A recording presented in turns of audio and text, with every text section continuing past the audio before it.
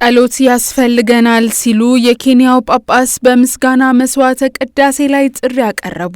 በኬንያ በተደረገው የምስጋና መስዋዕተ ቅዳሴ ላይ የናይሮቢ ረዳት ጳጳስ ዴቪድ ካማው ካጋንጋ የቤተክርስቲያን መሪዎች ሐዋርያዊ ተልእኳቸውን ሲወጡ ጸሎት እንደሚያስፈልጋቸው ተናግረው በክርስቶስ ላይ ድፍረትና እምነት ያስፈልጋል ሲሉ አክለው ገልጸዋል።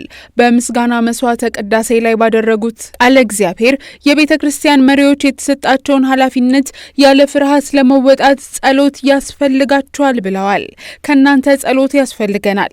በክርስቶስ የተሰጠንንና የተጣለብንን ኃላፊነት ያለ ፍርሃት እንድንወጣ ለጳጳሳትና ለካህናት መጸለይ አለባችሁ በማለት ተናግረዋል። ብፁዕነታቸው የክርስቶስ ሰላም ስላለን አንፍራ፣ አንጨነቅ፣ በትንሣኤውም እስከ ፍጻሜ ሁሉ ጊዜ ከኛ ጋር ነው ያሉ ሲሆን በኬንያ በሚገኙ የእግዚአብሔር ሕዝቦች መካከል በኢየሱስ ማመን አስፈላጊ መሆኑን አጽንኦት ሰጥተው እምነት እየጠነከረ ወይም እየደከመ በመሄድ ሊያድግ ወይም ሊጠፋ ይችላል። ስለዚህ ፈተናዎች ሲያጋጥሟቸው ተስፋ መቁረጥ እንደሌለባቸው አስጠንቅቀዋል።